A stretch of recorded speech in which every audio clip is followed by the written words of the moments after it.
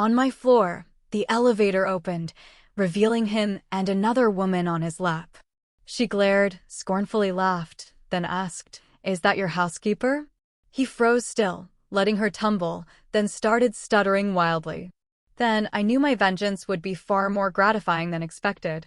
Can you imagine walking into your boyfriend's office, expecting a romantic dinner, only to find him in a full-blown makeout session with another woman?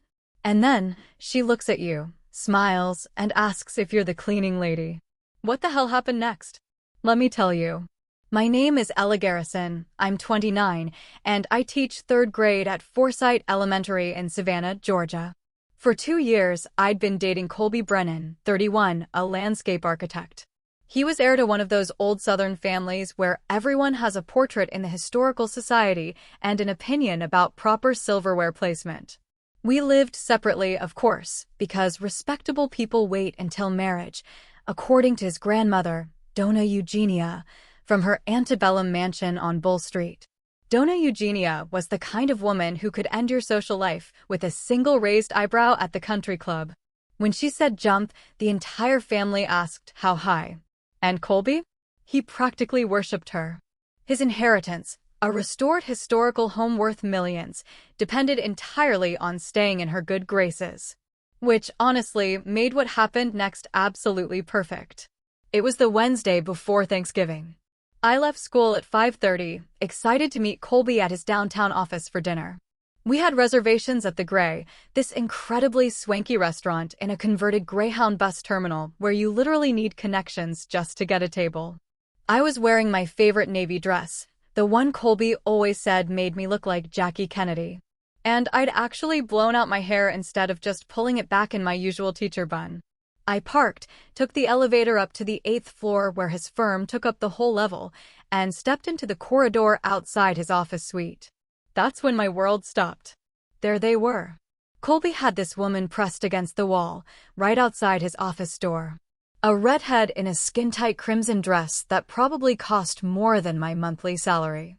Her arms were around his neck, his hands were on her waist, and they were going at it like teenagers at prom. My heart seized. I just stood there, frozen solid, my purse dangling from my shoulder, watching my boyfriend of 2 years devour another woman's face, maybe 15 feet away from me. She saw me first.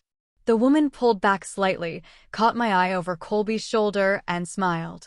Not embarrassed. Not guilty. She smiled like she'd just won something, then looked directly at me and said, in this sugar-sweet Georgia drawl, "Oh, honey, are you from the cleaning service? We're going to need you to come back in about an hour. We are occupied right now." She thought I was the maid. The man I'd spent 2 years with, whose grandmother's birthday dinners I'd attended, whose family drama I'd listened to, whose dry cleaning I'd picked up last Tuesday because he was too busy, he didn't even correct her.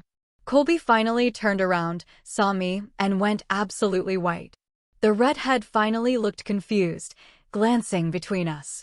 Then, gravity seemed to remember her existence. She stumbled backward, nearly twisting her ankle in her designer heels. "Ella," Colby stammered, his voice cracking like he was 13 again. This isn't. She's just the cleaning lady," I finished for him, my voice surprisingly calm, because apparently that's what she thought I was. The redhead's face finally showed some recognition of the absolute disaster unfolding. She straightened her dress, grabbed her purse from where it had fallen on the floor, and actually had the audacity to look annoyed. "Colby, you said you were single. I'll call you." He stammered something back to her, which was possibly the worst thing he could have said in that moment. She left, her heels clicking down the hallway toward the elevator. I watched her go, then turned back to Colby, who was now sweating through his expensive shirt despite the office air conditioning. "Ella, please let me explain," he pleaded. "Save it," I said, and turned back to the elevator.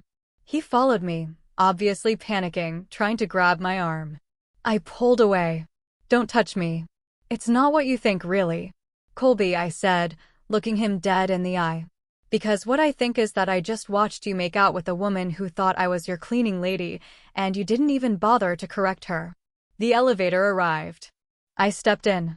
He tried to follow, and I held up my hand. "Don't." The doors closed on his devastated face. My phone started ringing before I even reached my car. Colby. I declined the call.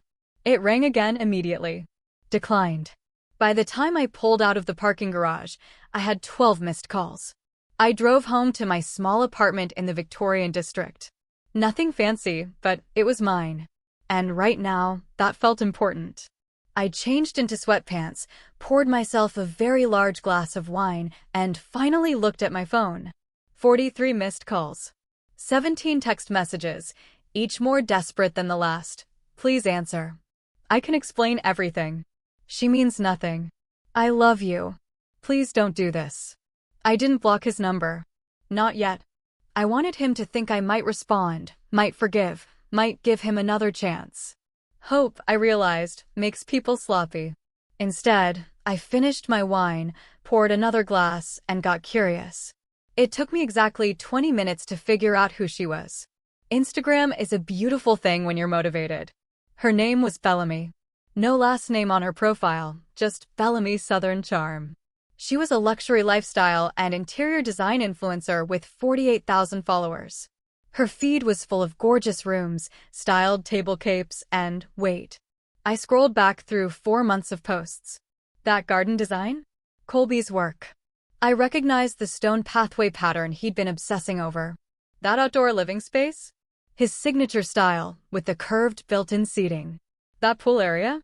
That was literally the Henderson project he'd shown me last month. She was using his designs to build her influencer career.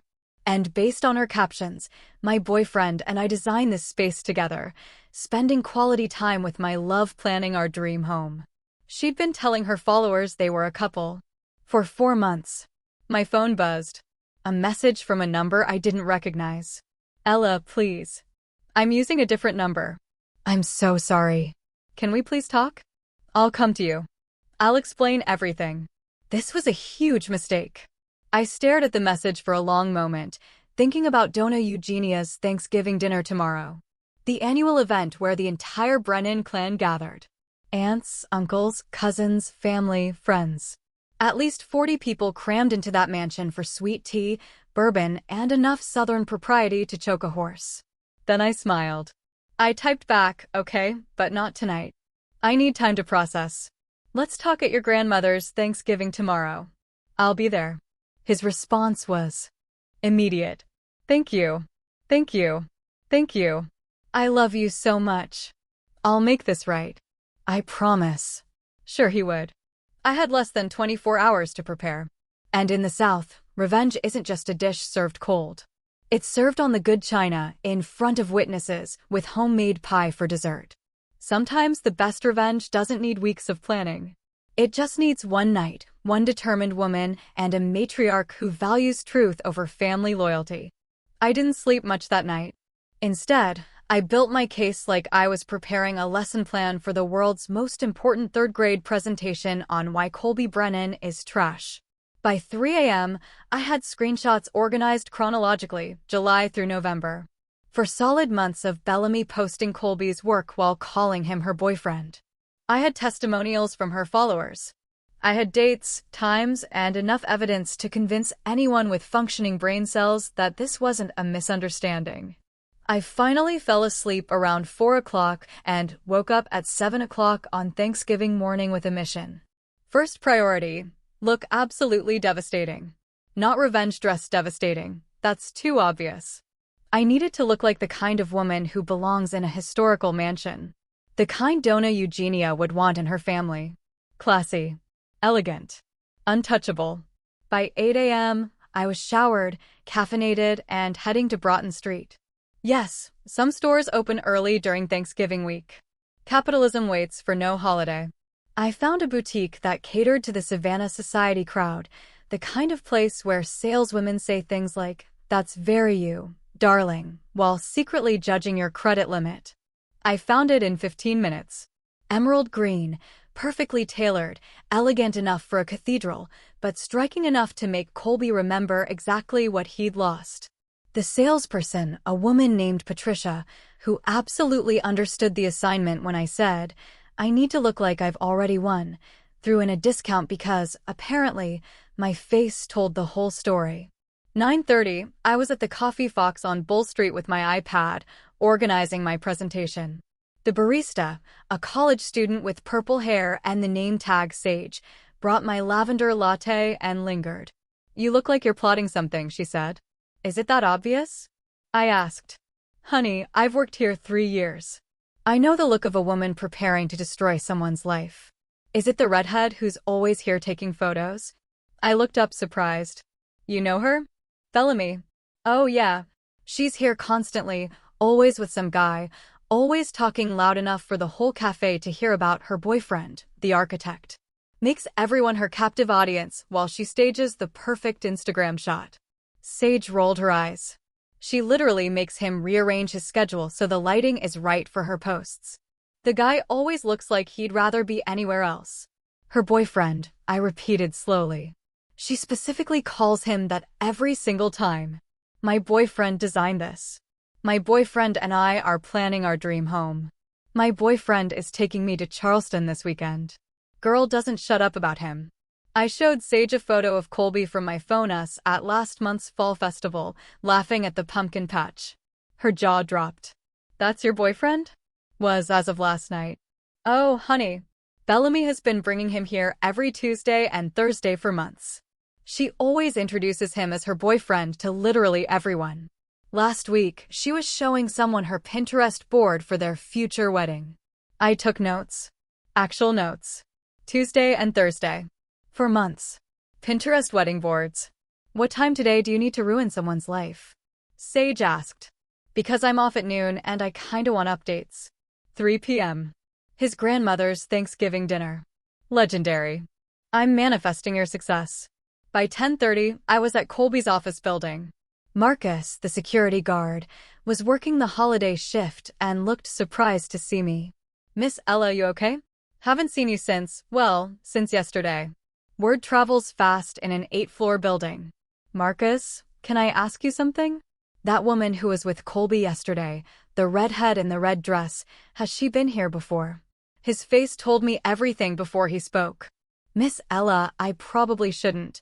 Please," I pressed. "I just need to know the truth." He sighed, looked around, then gestured me to his desk. He pulled up the visitor log on his computer. "I keep digital records. Building policy." There it was. Bellamy Richardson.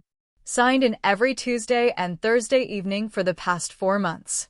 Always between 6 and 8 p.m. Always visiting Brennan Architecture, floor 8. "I thought she was a client," Marcus said quietly. "Mr. Colby always seemed uncomfortable when she was here, but she was always very friendly, very chatty. Told me once they were planning to get engaged soon." My blood ran cold. "She told you that last month." Said she was looking at rings. Wanted my opinion on styles. I said congratulations. "Thought you two had." He stopped, realization dawning. "Oh no, Miss Ella. I'm so sorry. I didn't know." "It's not your fault, Marcus." I took photos of the screen with my phone. "Thank you for being honest." "Whatever you're planning," he said as I left, "I hope he deserves it." By 11 o'clock, I was back home, uploading everything to my iPad. I created a presentation that would make my principal proud.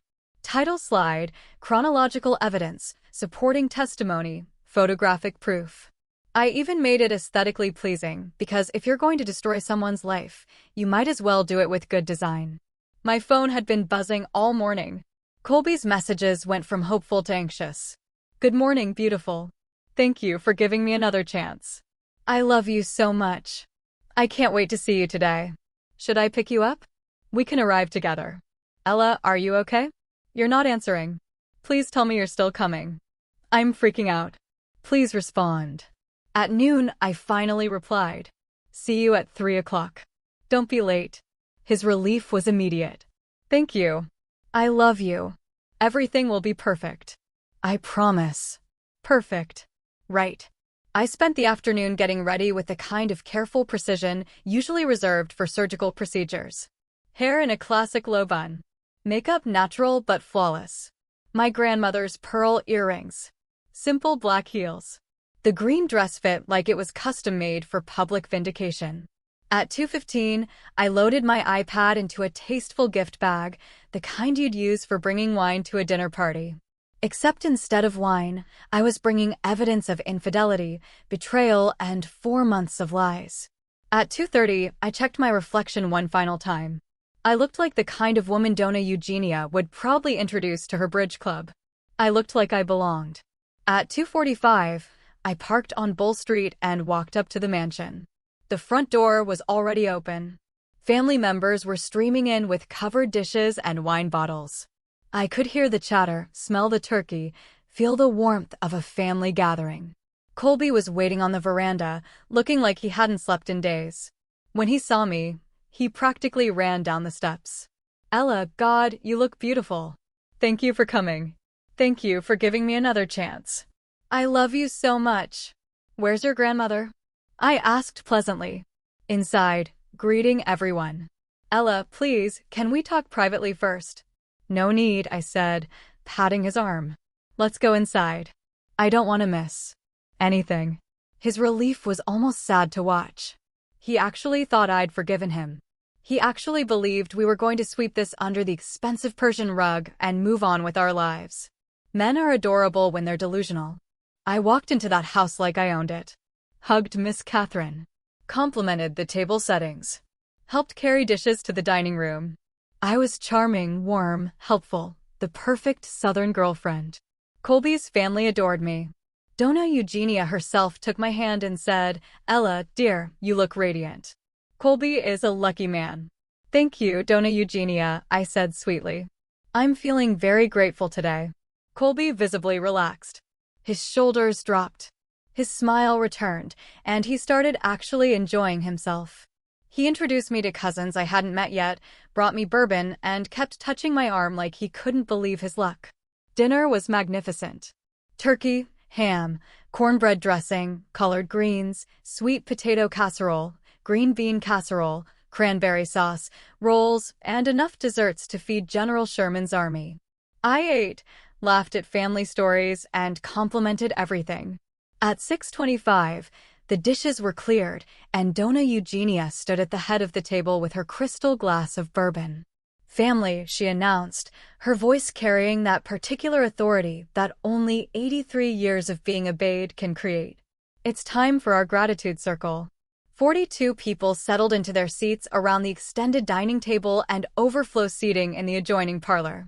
Donna Eugenia always started with the youngest and worked her way through the family, calling on each person individually. I was near the end of the circle, with Colby speaking just after me. I had timed this perfectly. Little Emma stood up first, clutching her stuffed turkey, and announced she was grateful for her new puppy, biscuit, and Halloween candy. Everyone applauded politely. Donna Eugenia smiled with genuine warmth, the kind reserved exclusively for small children and people who'd never disappointed her. One by one, family members stood. Uncle Bernard was grateful for his promotion at the law firm. Aunt Lucille thanked God for her grandchildren. Cousin Patricia praised her daughter's acceptance to UGA. The circle continued, slowly working its way around the table toward me. I sat perfectly still, my iPad hidden in the decorative gift bag under my chair, my expression serene. Colby kept glancing at me nervously, probably wondering what I'd say. Would I announce our reconciliation publicly? Forgive him? Make some sweet statement about love and second chances? Oh, sweetheart, if only. When Donna Eugenia called my name, I stood gracefully, smoothing my emerald dress. 42 faces turned toward me expectantly. Colby looked hopeful. Catherine looked pleased. Donna Eugenia nodded encouragingly. I picked up the gift bag. Donna Eugenia. Family. Friends, I began, my voice clear and steady. I'm grateful for many things this year. But mostly, I'm grateful for discovering exactly who Colby is before making the biggest mistake of my life.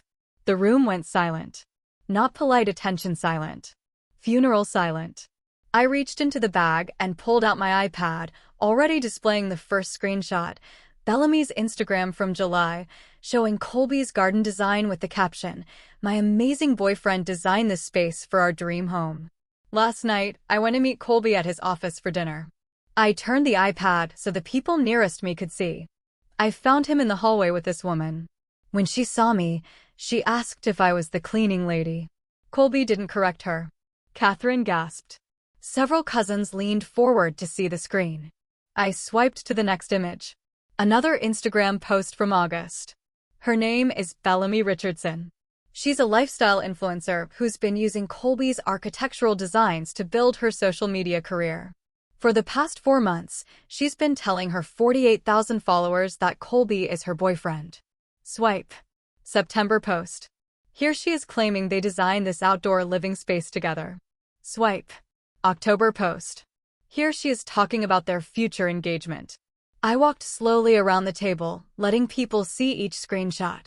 Donna Eugenia's face had gone from warm to ice in approximately 4 seconds. Catherine was crying quietly. Uncle Bernard, the lawyer, was leaning in to read the captions. I spent this morning gathering evidence, I continued, my voice never wavering. This is the visitor log from Colby's office building. Bellamy Richardson signed in every Tuesday and Thursday evening for 4 months after business hours, when the office was mostly empty. I showed the photos of the security logs. Marcus had highlighted Bellamy's name in yellow for me. Bless that man. I also spoke with the barista at the Coffee Fox this morning. I pulled out my phone, reading from my notes. She confirmed that Bellamy brings Colby there every Tuesday and Thursday. Quote, she always introduces him as her boyfriend to literally everyone.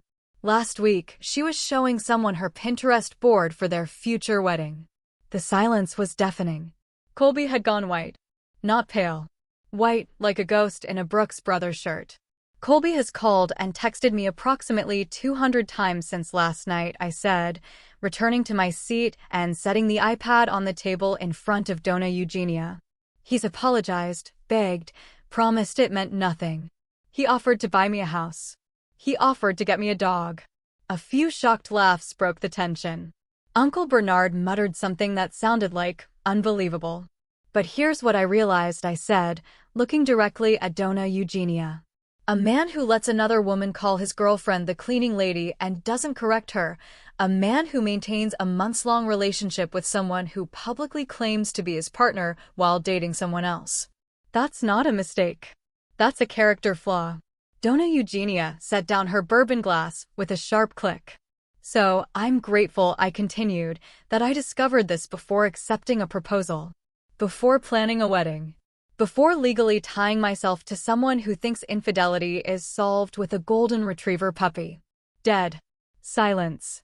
Then, Donna Eugenia stood. When she stood, everyone paid attention. The woman was 5 feet 3 inches and could command a room like General Patton. Colby Brennan, she said, her voice quiet but carrying that particular quality that made grown men tremble. Is what this young lady says true? Colby opened his mouth. Nothing came out. He tried again. Grandmother, I can explain, is it true? The entire room held its breath. Bellamy, she was a client, and things got complicated, but I never meant. Did you maintain a relationship with this woman while dating Ella? It wasn't a relationship. She just answered the question. Yes, Colby finally whispered. Donna Eugenia's expression could have frozen the Savannah River. Did you allow this woman to publicly claim you as her boyfriend for 4 months? I didn't know she was posting. Did you meet with her regularly after hours for months? Colby looked at the floor. Yes, ma'am. And when Ella discovered you with this woman, did you immediately end it and confess everything? Silence. No, ma'am, Colby finally said. Donna Eugenia turned to me, and her expression softened just slightly. Ella, dear, I am profoundly sorry that my grandson subjected you to this humiliation. You have conducted yourself with more grace and dignity than he deserves. She turned back to Colby, and the temperature dropped 20 degrees. You have disgraced this family, she said, each word precise and cutting. You have dishonored a young woman who loved you, who attended our family gatherings, who helped in my kitchen, who treated us with respect and kindness. You have lied, cheated, and when caught, you attempted to buy forgiveness rather than earn it. Grandmother, please, I am not finished. Her voice could have cut diamonds. Your grandfather built this family's reputation on integrity. Your father maintained it through honesty. You have squandered it for Instagram attention and whatever else you were getting from this Richardson woman. She gestured to the door. Get out of my house. Colby stared at her. What? You heard me. Get out. You are not welcome at this table, in this home, or in this family's good graces until you demonstrate through actions, not words, that you understand the gravity of what you've done. Grandmother, you can't. I absolutely can. This is my home. That is my door. Use it. Catherine was sobbing now. Uncle Bernard looked like he was enjoying himself immensely. Several cousins had their phones out, probably texting this drama to everyone they knew. Colby looked at his mother. She wouldn't meet his eyes. He looked at me. I smiled pleasantly and took a sip of sweet tea. He stood, his chair scraping loudly, and walked through the dining room, through the parlor, through the foyer, and out the front door. We heard it close behind him. Donna Eugenia sat back down, picked up her bourbon, and took a long sip. Ella, dear, she said calmly, would you please pass the pecan pie? I believe we could all use some dessert after that unpleasantness. I passed her the pie. Also, she continued, cutting herself a generous slice, you mentioned earlier that you helped in the kitchen. The cornbread dressing was exceptional. Did you add extra sage? Yes, ma'am, I said. And a touch of thyme. Brilliant. You must give me the measurements. Catherine, dear, stop crying and have some pie. Your son made his choices. Now he'll live with them. The dinner resumed. Awkwardly at first, then more naturally as people processed what they'd just witnessed. I ate 2 pieces of pecan pie and 1 piece of sweet potato pie. Uncle Bernard raised his glass to me at one point. Aunt Lucille hugged me on her way out and whispered, that boy never deserved you. Around 8 p.m., as people were leaving, Donna Eugenia pulled me aside. Ella, I want you to know that regardless of my grandson's behavior, you are always welcome in this home. You handled that situation with remarkable composure. Your parents raised you well. Thank you, Donna Eugenia. I also want you to know, she continued, her eyes twinkling slightly, that my grandson Sterling will be home from Atlanta next weekend. He's opening a new restaurant downtown. French Southern Fusion. You remember Sterling, don't you? Handsome boy. Excellent cook. Significantly better judgment than his cousin. I remembered Sterling. Tall, 32, chef's hands, kind smile. We'd talked at last year's Christmas party about his culinary school training in Lyon. I remember him, I said carefully. Good. I'll make sure he has your number. A smart, beautiful, patient woman like you shouldn't stay single long, especially when there are better options in the same family tree. She patted my hand and walked away to say goodbye to other guests, leaving me standing there, realizing that Donna Eugenia had just given me her explicit blessing to date her other grandson. The South doesn't just serve revenge cold, it serves it with pie, witnesses, and a setup for your next relationship. The fallout from Thanksgiving dinner spread through Savannah faster than kudzu in July. By Friday morning, my phone was buzzing with messages from people I hadn't talked to in months. Apparently, at least 6 dinner guests had immediately texted their friends about the Brennan Thanksgiving massacre. And by breakfast, half of Savannah's society knew that Colby had been publicly expelled from his grandmother's home for cheating. The other half knew by lunch. What I didn't expect was how rapidly Donna Eugenia's disapproval would translate into actual consequences. The woman didn't just control family dynamics. She controlled half the social and business connections in Savannah's historic district. Saturday morning, I got a text from Catherine. Ella, dear, I hope you're doing well. I wanted you to hear this from me. Mother Eugenia has made certain decisions regarding Colby's inheritance. The house on Gaston Street will not be passing to him as planned. She's rewriting her will this week. I thought you should know he's facing real consequences. You deserved better. Catherine. The house on Gaston Street. The restored 1870s Victorian mansion worth roughly $2 million that Colby had been counting on since he was 16. Gone. I texted back, thank you for letting me know, Miss Catherine. I hope you're doing okay. Her response, I'm embarrassed. Honestly, I raised him better than this. Come to brunch next Sunday. Just us girls. No dramatic grandson included. I went to brunch the following Sunday. Catherine, Aunt Lucille, and Donna Eugenia herself were there at the Collins Quarter, sipping mimosas and acting like I was already family. They asked about my teaching, my apartment, my plans for Christmas break. Not once did they mention Colby, except when Donna Eugenia said, "That boy is learning that actions have consequences." Perhaps it'll build some character he was apparently lacking. But the inheritance was just the beginning. The Monday after Thanksgiving, Colby's professional life started crumbling. Turns out, when you're a landscape architect in a city like Savannah, your client base is heavily dependent on society connections. And when the most influential society matriarch in town publicly disowns you at Thanksgiving dinner, people notice. I heard through Marcus, who texted me updates because apparently we were friends now, that 3 major clients had canceled their contracts with Colby's firm by Tuesday. All 3 were friends of Donna Eugenia. One was her bridge partner. Another attended her church. The third was married to her late husband's former law partner. Man looks like he aged 10 years. Hasn't shaved, looks rough, Marcus texted. Wednesday, I ran into Uncle Bernard downtown. He was coming out of his law firm on Broughton Street as I was walking past with coffee. "Ella." He waved me over, grinning. "I've been hoping to see you." That was the most entertaining Thanksgiving dinner I've attended in 40 years. My wife is still talking about it. "I hope I didn't cause too much family drama," I said diplomatically. "Drama? That was justice. And between you and me," he leaned in conspiratorially, "Colby came to my office yesterday asking if he could contest Mother Eugenia's will changes." I told him, absolutely not. And even if he tried, no judge in Chatham County would rule against that woman. She's legendary. What did he say? He actually cried. A 31-year-old man crying in my office about losing a house he never actually owned. Then he asked if I could help him get his clients back. I said no. He's not my client anymore either. I tried to feel bad. I really did. But the image of Colby crying about consequences was oddly satisfying. Thursday brought the Bellamy situation to its natural conclusion. Someone, and I have my suspicions it was one of the younger cousins at Thanksgiving, had posted about the dinner drama on a Savannah gossip forum. The story went viral locally, and people started identifying Bellamy from the Instagram screenshots that were apparently circulating. Her comment sections exploded. So, which architect boyfriend are we talking about today? Does the wife know about this post? This you claiming someone else's man? By Friday, Bellamy had lost over 15,000 followers.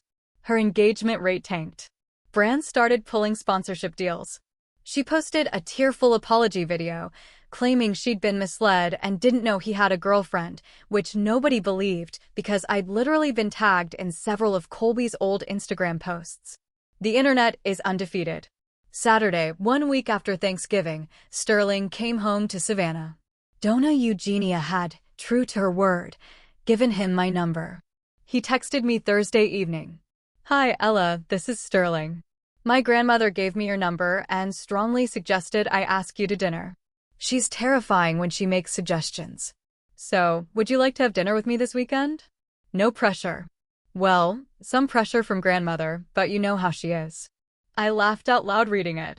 We met Saturday night at his new restaurant, Margaret's, named after his late mother. It was in a converted firehouse downtown, all exposed brick and warm lighting. He'd done French Southern fusion, she crab soup with truffle oil, shrimp and grits with beurre blanc, fried chicken with herbes de Provence.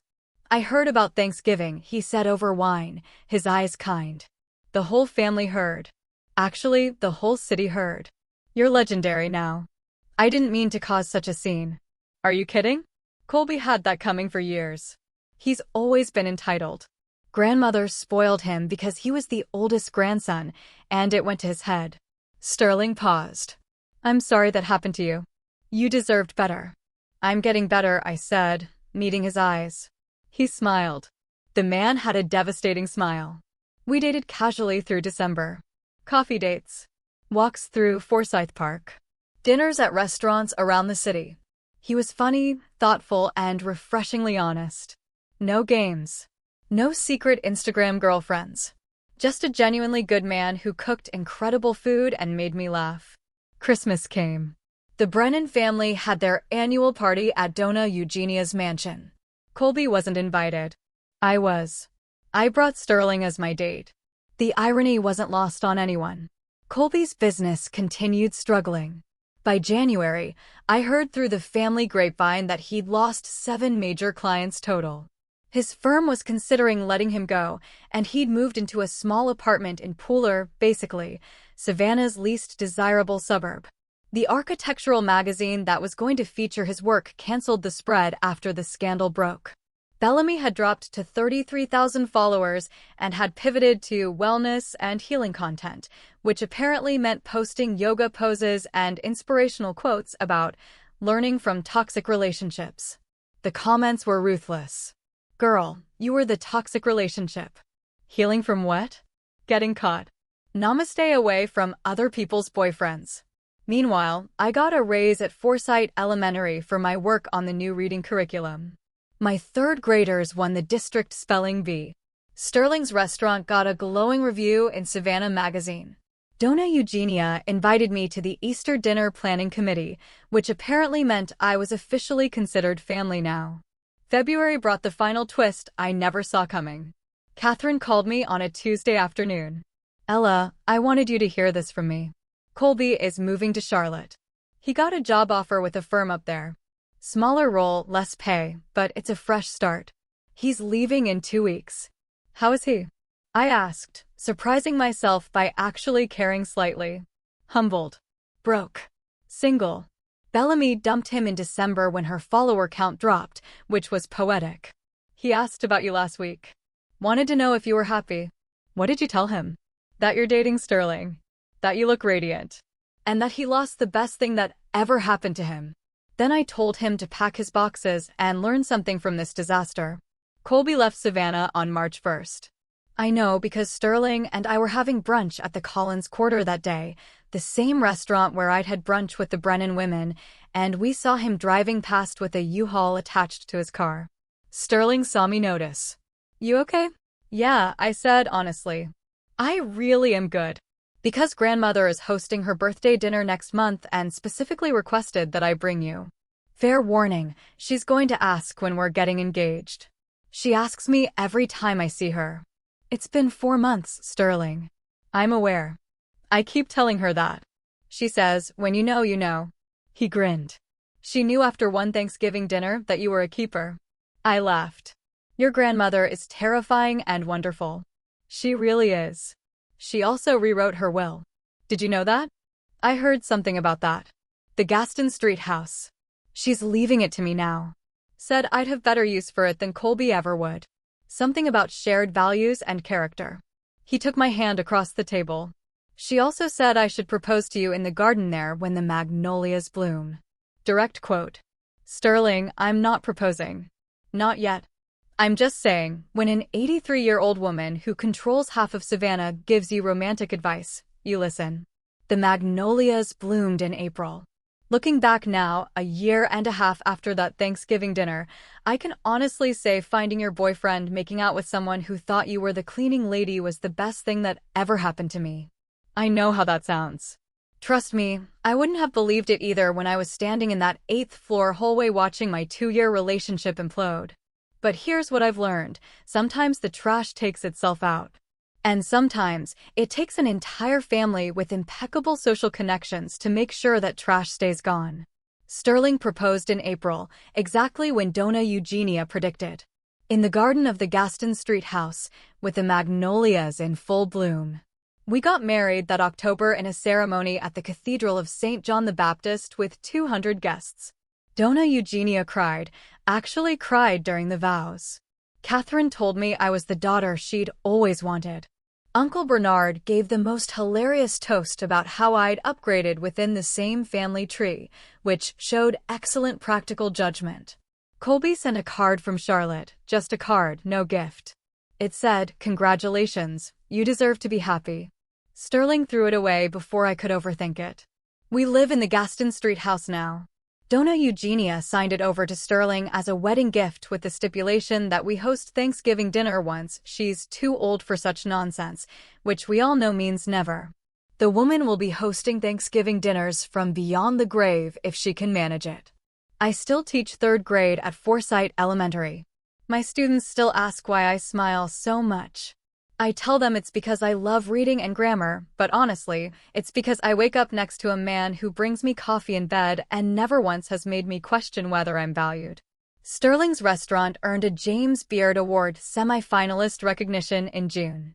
Margaret's is now one of the top dining destinations in the Southeast. He works brutal hours, but he's never missed a family dinner, never canceled a date night, and never once has made me feel like an afterthought in his life. That's the difference between a good man and a mediocre one.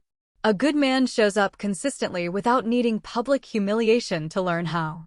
As for Colby, last I heard through the family grapevine, he's still in Charlotte, working for a mid-size firm doing residential landscaping.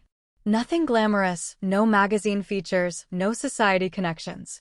Just regular work for regular people, which probably builds character or something. Catherine visits him occasionally. She says he's learning humility, which is Southern for finally growing up at 33. Bellamy pivoted to life coaching after the influencer career tanked completely. Her Instagram now has about 12,000 followers, and she posts things like, "Everything happens for a reason," and "Trust the journey." The comments are still occasionally brutal. The internet never forgets, and Southern women absolutely never forgive. I blocked her after the wedding, not out of anger, just out of complete disinterest. She's irrelevant to my life now, which is the best revenge of all, indifference. Donna Eugenia turned 85 last month. We threw her a massive party at the house. Her house, really, since Sterling and I both know we're just borrowing it until she decides otherwise. She's already planning to live to 100 out of pure spite for anyone who suggested she slow down.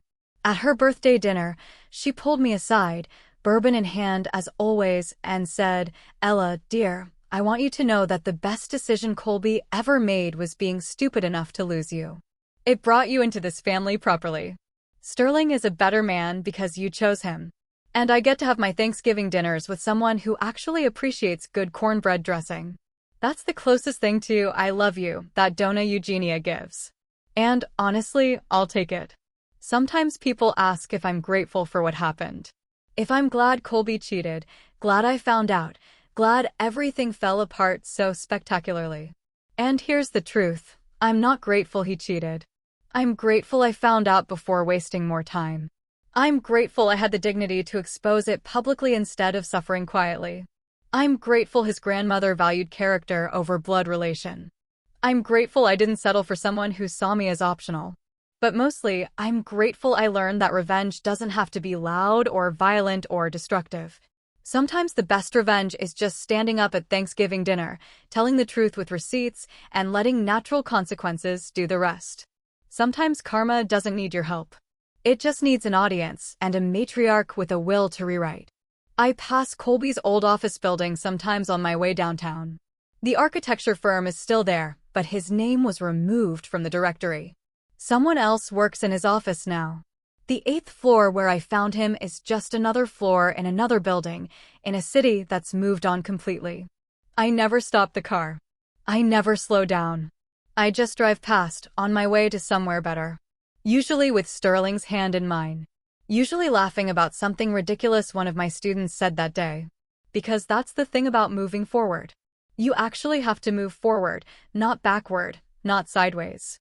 Just forward, into a life where you're valued, respected, and loved by people who show it consistently. The South taught me that revenge is a dish best served cold. Donna Eugenia taught me it's even better served in public, with witnesses and consequences.